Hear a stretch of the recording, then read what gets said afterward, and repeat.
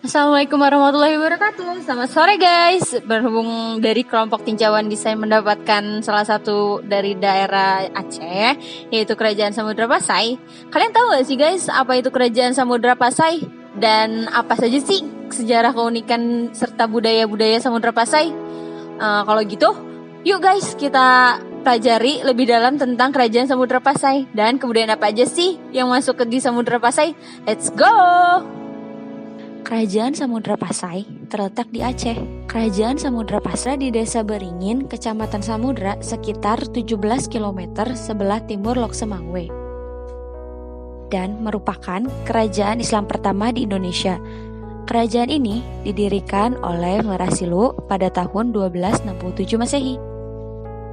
Belum begitu banyak bukti arkeologis tentang kerajaan ini untuk dapat digunakan sebagai bahan kajian sejarah. Namun, beberapa sejarawan mulai menelusuri keberadaan kerajaan ini bersumberkan dari hikayat Raja-Raja Pasai. Dan ini dikaitkan dengan beberapa makam raja serta penemuan koin berbahan emas dan perak dengan tertera nama rajanya. Lalu, bukti lain keberadaan kerajaan ini adalah ditemukannya makam-makam Pasai di Kampung Gedong, Aceh Utara. Makam ini terletak di dekat reruntuhan bangunan pusat kerajaan. Samudra Pasai juga dikenal dengan Samudra Darussalam atau Kesultanan Pasai. Adalah kerajaan Islam yang terletak di pesisir pantai utara Sumatera, kurang lebih di sekitar kota Lok Semangwe dan Aceh Utara, Provinsi Aceh, Indonesia. Di antara makam raja-raja tersebut terdapat nama Sultan Malik Al-Saleh, Raja Pasai pertama. Malik Al-Saleh adalah nama baru Merah Silu setelah ia masuk Islam. Pada masa jayanya, Samudra Pasai merupakan pusat perniagaan penting di kawasan itu.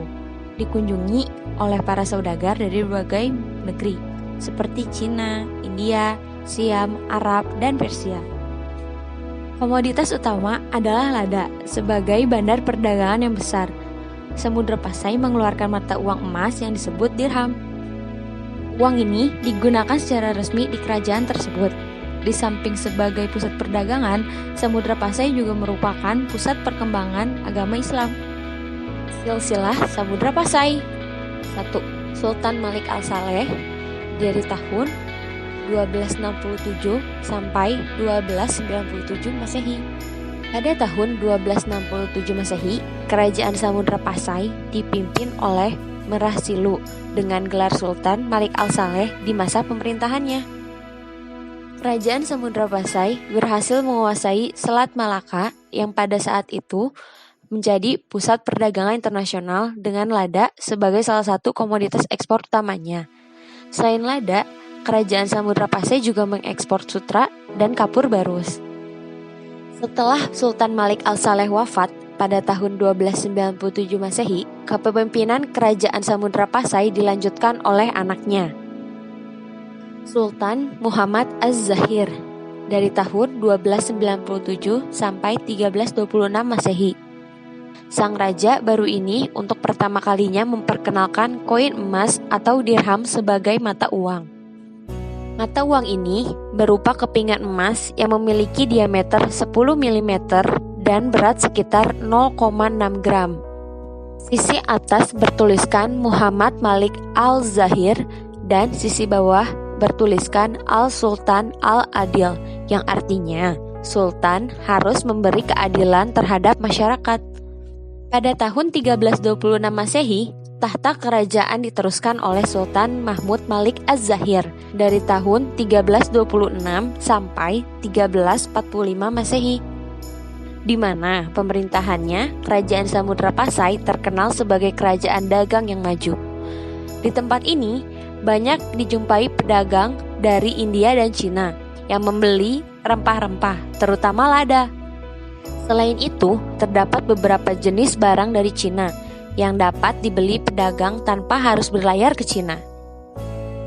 Ada satu cerita, seorang pengembara muslim dari Maghribi, Ibnu Battuta, sempat mengunjungi Pasai tahun 1346 Masehi. Ia juga menceritakan bahwa ketika ia di Cina, ia melihat adanya kapal Sultan Pasai di negeri Cina. Runtuhnya Kerajaan Samudra Pasai. Ada kalanya semua kilauan itu bukanlah emas. Samudra Pasai mengalami masa sulit pada akhirnya. Pada tahun 1521 Masehi, di bawah pimpinan Sultan Zain al-Abidin, Portugis menyerang kerajaan ini karena iri dengan kemajuan dagang mereka yang begitu pesat. Angkatan perang Portugis yang lebih kuat, akhirnya mereka berhasil menaklukkan kerajaan Samudra Pasai. Keadaan kerajaan yang melemah ini kemudian dimanfaatkan oleh Sultan Ali Mughayat Shah, Raja Kerajaan Aceh Darussalam, untuk mengambil alih kerajaan Samudra Pasai. Hal tersebut dibuktikan dengan dipindahkan lonceng Cakradonnya milik kerajaan Samudra Pasai ke kerajaan Aceh Darussalam. Nah, itu dia beberapa penjelasan tentang sejarah hingga runtuhnya kerajaan Samudra Pasai. Menarik bukan? Sudah tahu kan guys, apa itu kerajaan Samudra Pasai serta sejarah, keunikan, dan budaya-budaya kerajaan Samudra Pasai? Semoga penjelasan yang kita buat dari kelompok tinjauan desain Aceh dapat dipahami dengan mudah ya. Ingat ya guys, jangan lupakan sejarah yang terjadi di Indonesia, oke? Cukup sekian penjelasan dari kami. Apabila ada kekeliruan dari penjelasan kami, mohon dibukakan pintu maaf yang sebesar-besarnya. Dan terima kasih. Wassalamualaikum warahmatullahi wabarakatuh. Bye-bye.